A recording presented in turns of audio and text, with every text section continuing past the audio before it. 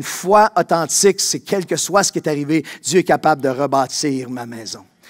Pendant quelques instants, écoutez, c'est juste 2 minutes, mais laissez Philippe partager ce que Dieu a fait. Et reprenez espoir pour vous-même, pour votre famille ou quelqu'un près de vous. À moins qu'il est en train de bâtir, celui qui bâtit en vain. Mais lorsque Dieu bâtit sur une foi authentique, il n'y a pas de limite à ce qu'il peut rebâtir. On regarde ensemble. Lorsque nous nous sommes mariés, on ne s'attendait absolument pas à vivre ce que l'on allait vivre. 10 années de fractures, de déchirures, de manque de communication et de blessures au niveau de notre couple. Et on peut dire que le potentiel et la puissance de la résurrection a vraiment restauré notre couple de manière miraculeuse. Nous sommes venus au Québec aux alentours des 2001-2002 et en une année, le Seigneur nous a rendu ce que 10 années avaient tenté de nous voler. Et puis, petite cerise sur le gâteau, aujourd'hui, on a un petit garçon qui s'appelle Timothée, il a 4 ans, et c'est vraiment le fruit, le résultat du potentiel de la résurrection. On peut vraiment dire que notre couple est ressuscité et que les choses anciennes sont passées et qu'on vit une vie véritablement nouvelle. Sandrine était blessée, dépressive, et moi, je vivais la nuit dans les cabarets. C'était vraiment très compliqué. J'avais aussi des blessures du passé avec un père absent.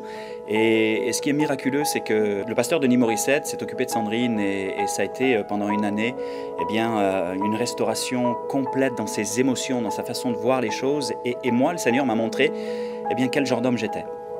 Mais le plus beau, c'est qu'il m'a révélé celui que je pouvais devenir, un bon mari, aimant, pas accusateur comme je l'étais, pas dur comme je l'étais. Et il a vraiment transformé mon cœur, changé ma mentalité, mes pensées. Et depuis, on peut dire qu'on a réappris à communiquer, à se parler, à s'aimer et à vivre ensemble de manière incroyable. Avant Jésus, on a tout essayé. Toutes sortes de choses dans le New Age, dans la psychothérapie et tellement de situations dans lesquelles on espérait vraiment une restauration, mais on a découvert en Jésus un ami fidèle, un ami tendre, un ami qui écoute, un ami qui est capable, grâce au potentiel et à la puissance de la résurrection, de relever un couple tel que nous. Et au dire de nos amis, on est vraiment un couple miraculé. Plus j'ai appris à connaître Jésus, plus mon cœur a changé. Plus Sandrine a appris à le connaître, plus elle s'est relevée, plus elle a été transformée, plus elle est devenue la femme que j'espérais qu'elle devienne, mais que Dieu avait prévu qu'elle devienne. Et je pense qu'il peut en être de même pour vous. Plus vous allez connaître Jésus, plus vous allez découvrir le potentiel de la résurrection dans toute sa splendeur. Yeah.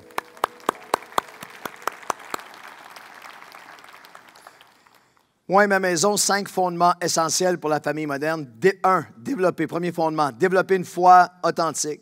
Et 2, aider chaque membre de la famille à découvrir, développer et découvrir, à découvrir leur potentiel en Dieu. C'est un essentiel qui est vital, qui est une clé sur laquelle tout le reste repose pour vous, pour votre famille, mais c'est une clé qui est si souvent négligée ou ignorée.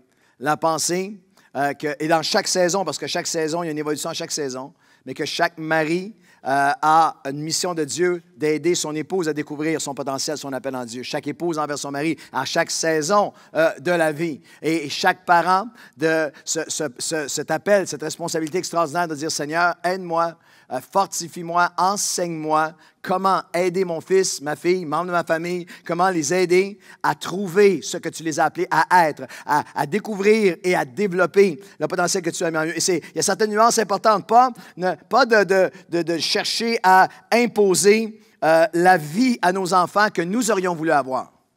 Certains d'entre nous qui avons été négligés dans l'enfance ou qui avons des gens qui sont ici, moi, je n'ai pas eu d'éducation, toi, tu vas à l'université. Ou la vie que nous avons eue. Moi, j'ai fait mon bac, moi, j'ai fait ma maîtrise, moi, j'ai fait mon doctorat, ça te prend au moins un diplôme.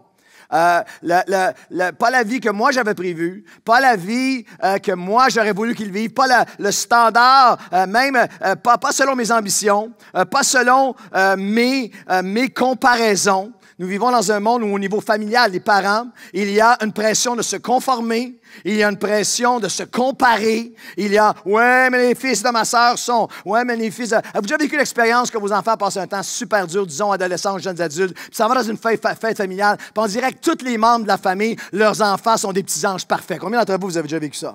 Dites à la personne près de vous, sont moins parfaits qu'ils en ont l'air. Dis ça. Mais il y a toute cette dimension-là. Là. Et une des choses qui est importante, tellement essentielle et souvent manquée, c'est que notre appel est à les aider à découvrir ce que Dieu a mis en eux et qui Dieu les appelle à être, qui peut être différent de ce que nous on avait prévu. Penser, espérer et travailler pour découvrir leur potentiel. 1 Corinthiens 12:6 et Galates 6:4, deux textes où Paul adresse cette réalité en disant « Dieu agit, laissez cette vérité pénétrer votre cœur. » 1 Corinthiens 12:6, Galates 6:4. Dieu agit et accomplit ses plans et destinées avec différentes personnes de différentes façons. Différents enfants, de différentes façons. Chaque personne devrait juger de ses propres actions sans se comparer avec d'autres. Alors, ainsi, il pourra trouver plaisir dans ce qu'il a lui-même accompli. Pas des objectifs, des barèmes, des mesures, des chemins uniformes non plus, d'enfant en enfant. Dans une même famille, les mêmes parents, le même ADN, le même milieu familial, deux enfants naissent dans une même maison et ils vont avoir des façons, des réactions, des choses complètement différentes. Si vous avez déjà eu des garçons, des familles qui sont ici, que vous avez eu des gars et des filles, des garçons et des filles, est-ce que toutes les familles qui ont eu des garçons et filles peuvent rugir un amen que c'est juste pas pareil? Ceux qui ont juste des filles, soyez bénis. Des garçons et des filles, c'est juste pas pareil. Et même garçon, fille, c'est différent. Chaque enfant va être différent. Tout le monde ici a déjà vécu. Il vient de où cet enfant-là? On veut vérifier l'étiquette en arrière. Est-ce que c'est qui cet enfant qui porte les vêtements de mon fils? Qu'est-ce qui se passe?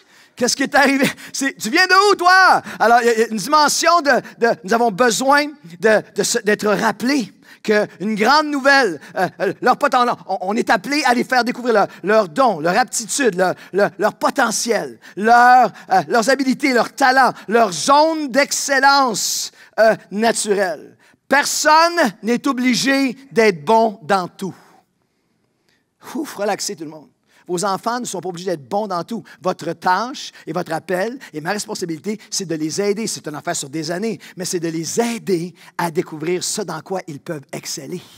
Ce dans quoi ils peuvent être « Wow, j'ai une grande nouvelle pour vous. Le monde serait, la planète serait un endroit ennuyeux et morbide si tout le monde était exactement pareil. » Deuxième grande nouvelle, le monde, la planète n'a pas besoin d'un autre vous. C'est suffisant. Juste vous, là, c'est en masse. C'est merveilleux. Et l'œuvre de Dieu ne peut pas s'accomplir avec tout le monde qui est comme moi. Dieu a créé chaque enfant avec toutes sortes de choses en lui que tu ne vois même pas en ce moment. Et même à travers ce qu'il va vivre, Dieu a mis des semences, des choses, des appels en lui que lui ou elle seul peut accomplir. Seigneur, aide-moi à accepter l'unicité, le caractère unique de mon garçon, de ma fille, de mon épouse, de mes parents, de mes frères, de mes sœurs. Nous sommes uniques, mais créés par Dieu.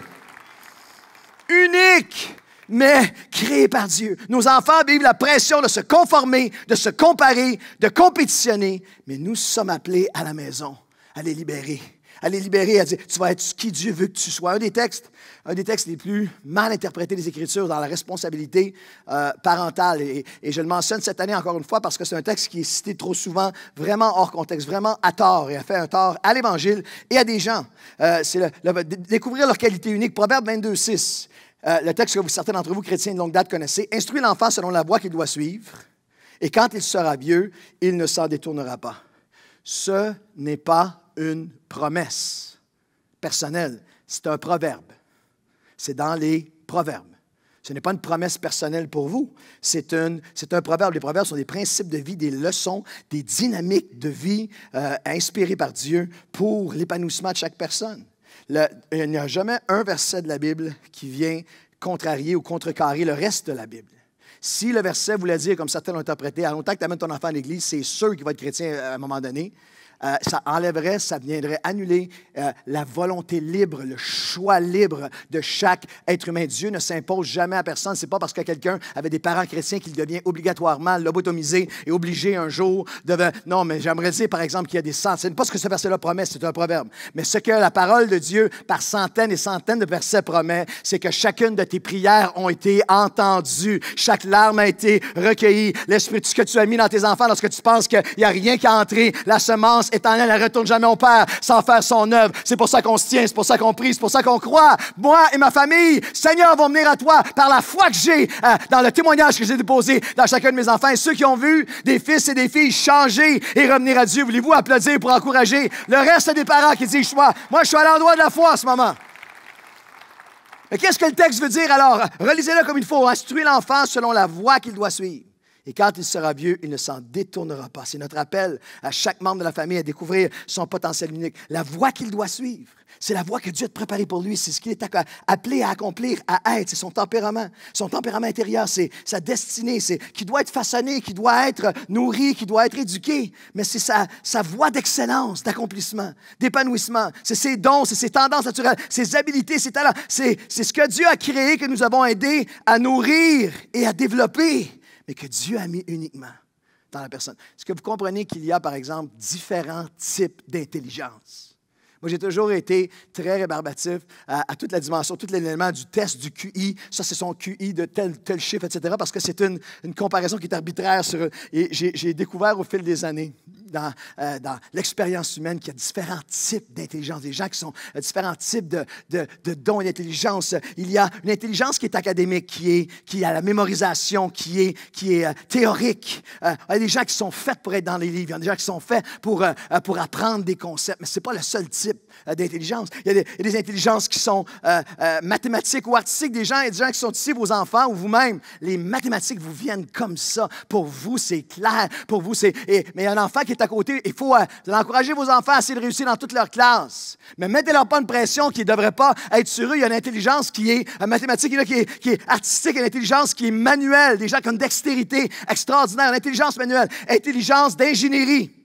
Une intelligence d'ingéniosité, intelligence relationnelle. Il y en a qui ont des dons particuliers, relationnels. Il faut les discerner, les développer. Émotionnelle, intelligence de leadership, de développement, de persuasion, intelligence visionnaire, intelligence de créativité, intelligence artistique. Ça, c'est ma fille. Intelligence qui est administrative, intelligence de perspective, d'analyse, de communication, intelligence de chiffre, oui, mais intelligence de cœur, de projet, une intelligence...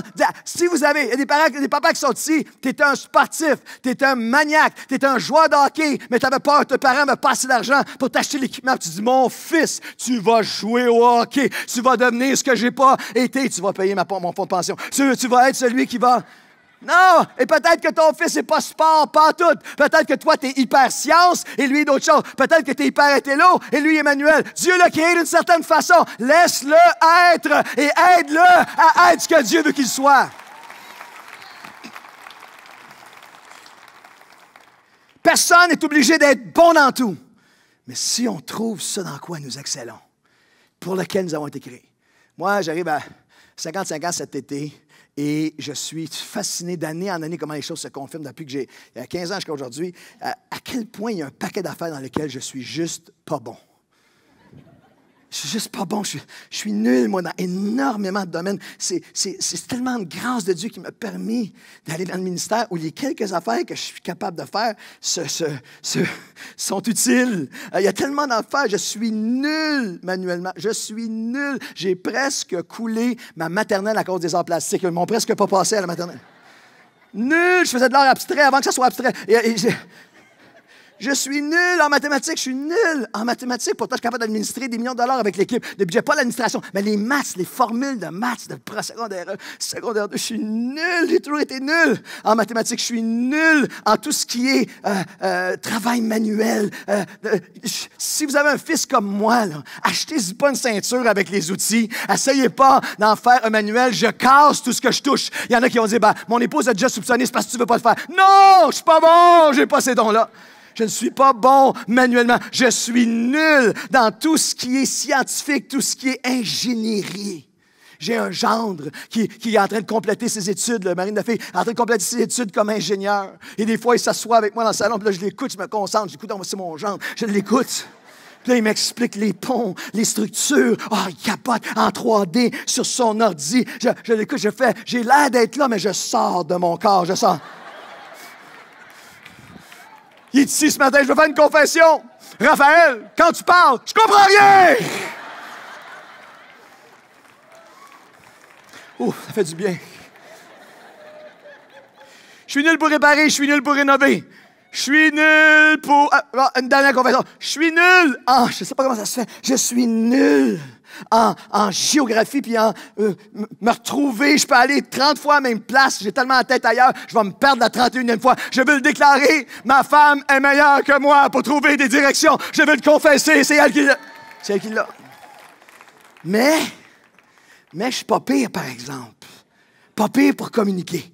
Pas pire pour créer, pas pire pour écrire, pas pire pour éduquer, pas pire pour diriger, pas pire pour pastorer, pas pire pour servir, pas pire pour bâtir, pas pire pour le royaume de Dieu. Quelqu'un devrait dire amen. Oh, applaudissez avec moi.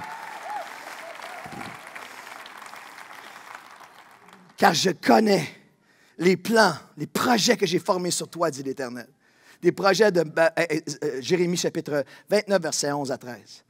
Les projets que j'ai formés pour chacun d'entre vous. C'est quoi le contexte de Jérémie 29? C'est un contexte où vous étiez en attente. Un peuple qui avait subi une très longue attente. Les plans, les promesses, les projets de Dieu leur semblaient maintenant irréalisables pour eux-mêmes et leurs enfants. Nous ne comprenons pas ce que Dieu a laissé arriver. Nous ne comprenons pas ce qui passe dans notre famille. On ne comprend pas ce qu'on va faire avec nos enfants et notre famille. Contexte d'inquiétude, de frustration, de déception, d'interrogation et même de désespoir et d'amère résignation. Mais Dieu dit non, je connais les plans que j'ai formés sur toi. Des projets de paix et non de malheur, afin de vous donner un avenir et de l'espérance. Vous me chercherez et vous me trouverez si vous me cherchez de tout votre cœur. Je me laisserai trouver par vous et je ramènerai vos fils et vos filles, dit l'Éternel. Papa, maman, lâche surtout pas. Dieu a encore des plans pour toi, pour ton couple, pour ton mariage, pour ton fils, pour ta fille et pour ta famille. Des plans de paix et non de malheur, afin de nous donner. On va te chercher, Seigneur, de tout notre cœur. Les gens qui disent, oui, mais Pasteur Claude, c'est super, là, mais si tu savais ce qui est arrivé. Si tu savais ce qu'on a vécu, si tu savais comment on est loin, si tu savais comment avec mon fils ou avec ma fille ou dans mon couple, ou avec ma famille, ou avec mon frère, avec ma soeur, avec mes parents, si tu savais avec mon père, si tu savais avec ma mère, si tu savais comment c'est fini, c'est cassé, c'est brisé.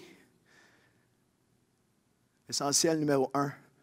Développer une foi authentique, découvrir, aider chaque personne en vous-même.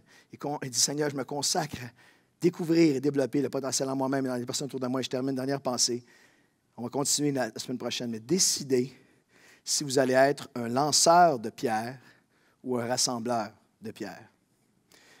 Laisse-moi expliquer un petit peu de contexte. C'est un thème qui est connu. Lorsqu'on parle de l'Ecclésiaste, c'est un verset de la Bible, mais il y a plein de gens qui connaissent ça, qui ne sont pas chrétiens. Le texte de grande sagesse, dans Ecclésiaste 3, qui dit « Il y a un temps pour toutes choses sous les cieux, un temps pour naître, un temps pour entrer dans ce monde, un temps pour le quitter, un temps pour semer, pour récolter, un temps pour travailler, un temps pour se reposer, un temps pour combattre et un temps pour relâcher et être en paix, un temps pour retenir, un temps pour relâcher. » Mais il y a une phrase qui est importante, il dit « Et un temps pour lancer des pierres, mais il y a un temps pour rassembler des pierres. » Cette dynamique-là de lancer ou de rassembler des pierres avait une signification très, très, très réelle, très tangible, très facile à comprendre pour eux. Ça faisait partie de leur quotidien, de leur vie sociale et de leur vie spirituelle. Laissez-moi vous donner un mot d'explication pour qu'on puisse comprendre toute la signification. Il y a un temps où tu lançais des pierres, mais il y a un temps pour rassembler les pierres. Lancer les pierres dans l'Ancien Testament à l'époque était dans des moments très, très précis, très clairs pour eux. Tu lançais la pierre pour le jugement, pour la guerre, pour le rejet, pour bannir. Voici maintenant, ta tribu est sortie de la nôtre, etc. C'était bien sûr, on parle de tous les moments où il y avait des pierres pour lapider. La pierre représentait aussi le jugement ultime. C'est fini, c'est la mort, tu es rejeté, c'est terminé, c'est fatal, c'est la peine qui est capitale. Et rassembler des pierres était aussi quelque chose qui voulait vraiment dire quelque chose pour eux.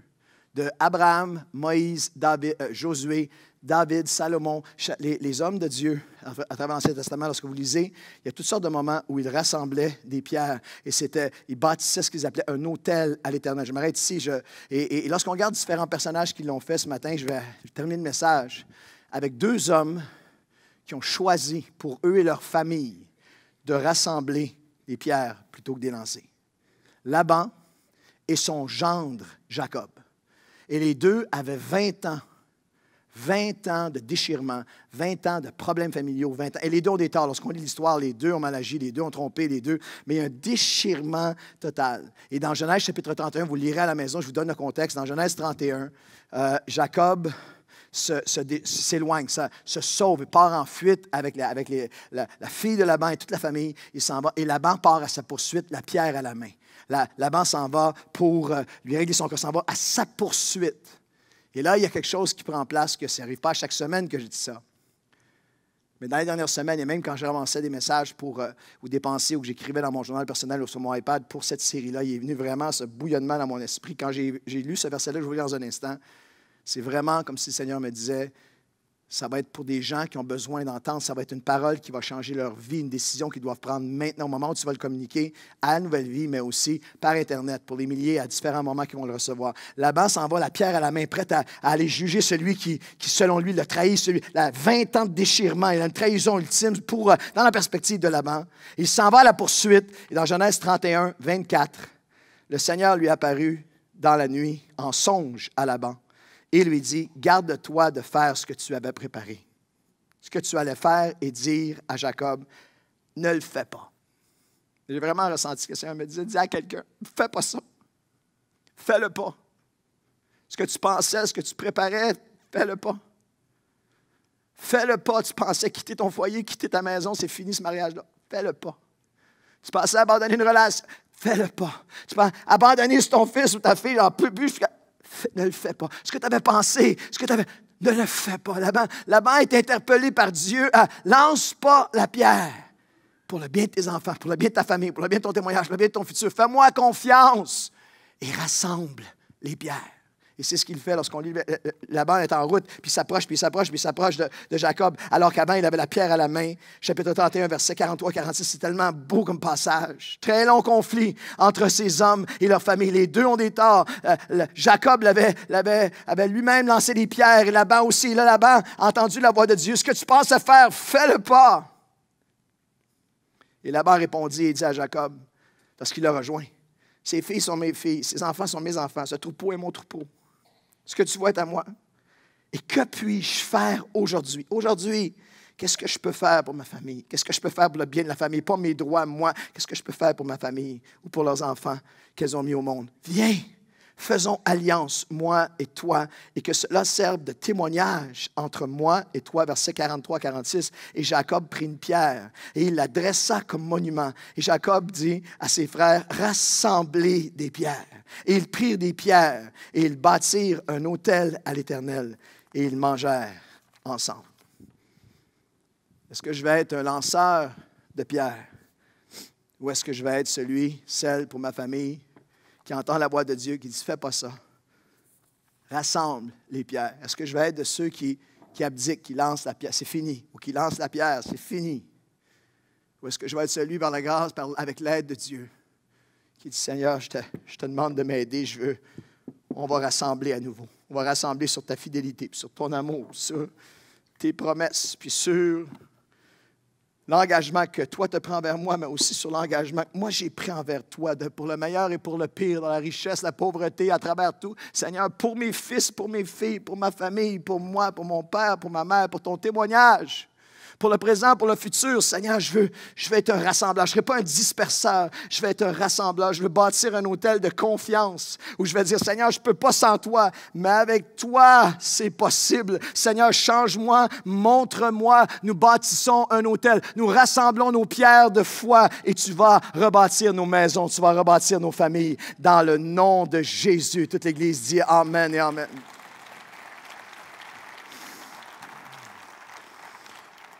Pendant que les musiciens s'approchent, comment est-ce qu'on fait ça? Pasteur Claude, comment est-ce qu'on fait ça? Comment est-ce qu'on bâtit de manière très, très tangible? Comment est-ce qu'on fait ça? Comment est-ce qu'on rassemble au lieu d'éparpiller et de déchirer? Comment est-ce que je vais faire pour rebâtir? Comment est-ce que je vais faire pour choisir de rassembler plutôt que de jeter la pierre? Je le fais lorsque je refuse de seulement blâmer. Tous ont péché et sont privés de la gloire de Dieu. Je vais prendre ma responsabilité. Une des affaires les plus dures en relation d'aide, je regarde toute notre équipe pastorale, on fait on rencontre tous des gens, certains d'entre nous depuis 30 ans et quelques. Et des fois, là, j'aurais le goût de me venir dans mon bureau et de crier, reconnais donc tes torts. Arrête d'attaquer l'autre. Arrête. Fais juste dire c'est vrai. Juste repentance. Juste j'ai péché, c'est vrai. Juste reconnaître. Juste refuser de te venger, la rétaliation. Toujours. Non, la vengeance appartient au Seigneur. Romains chapitre 12. Laisse ça dans les mains de Dieu. Ne vous vengez pas vous-même. Laissez Dieu agir, car le Seigneur a dit, c'est moi qui jugera. C'est moi qui distribuera à chacun selon sa rétribution. Moi, je suis rien. Toi, tu as toute la sagesse. Toi, tu sais tout. Toi, tu connais les intentions du cœur. Je vais laisser tout ça à toi, Seigneur. Et je vais regarder à l'intérieur de moi. Ou pour prendre les mots de Jésus, c'est comme ça qu'on est un ramasseur de pierres pour rebâtir. Matthieu chapitre 7, versets 3 à 5, un texte très connu. Pourquoi vois-tu la paille qui est dans l'œil de ton frère, de ta sœur, de ton époux, de tes enfants, de tes parents, et n'aperçois-tu pas, ne vois-tu pas, ne veux-tu pas reconnaître ou admettre la poutre qui est dans ton œil? Ou comment peux-tu dire à ton frère, laisse-moi ôter, laisse-moi te dire ce qui va pas avec toi. Va-t-on ôter la paille dans ton œil, toi qui as une poutre dans le tien? Hypocrite, ôte premièrement la poutre. C'est comme si tu n'avais jamais vu ça après toutes les années. Ce qui nous rend capables d'aider l'autre et de rebâtir. Ôte premièrement la poutre dans ton œil et alors tu verras comment ôter la paille dans l'œil de ton frère. Le mot utilisé ici, ce serait littéralement, en québécois, on traduirait ça comme du brin de scie. Arrête de juste chercher puis de trouver la petite particule de brin de scie dans l'œil d'un autre. T'es comme ça. Puis la fois que tu as dit ça, puis quand tu as fait ça, je le vois, je le vois. Laisse-moi te l'enlever de l'œil alors que tu as un beam dans ton œil. Je vais applaudir comme ça, je vais pouvoir baisser le beam.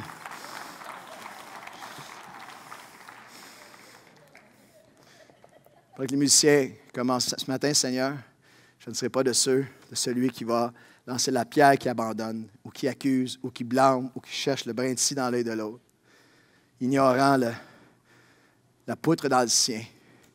Seigneur mon Dieu, moi et ma maison, aujourd'hui, nous allons rebâtir. Moi et ma maison, nous allons rassembler toutes les pierres, des bonnes choses de l'autre personne, des qualités de l'autre personne, de l'historique qu'on a ensemble, de ce qu'on a bâti ensemble, de mes enfants, des promesses, de tout ce que... Seigneur mon Dieu, je veux développer une relation authentique avec toi. Viens entrer dans ma maison. Seigneur mon Dieu, apprends-moi à reconnaître et à multiplier le potentiel dans la vie de mes enfants. Pour certains, Seigneur mon Dieu, ce matin, j'entends ta voix qui me dit « Fais pas ça ». Ne va pas ça. Ce que tu pensais le faire, ce que tu pensais, remets-moi ça entre mes mains. Et Seigneur mon Dieu, je refuse d'être celui qui disperse, de cette selle qui disperse ou jette la pierre. Je veux rassembler les pierres de tes promesses, les pierres de ma famille. Et moi et ma maison, nous servirons l'Éternel aujourd'hui dans le nom de Jésus.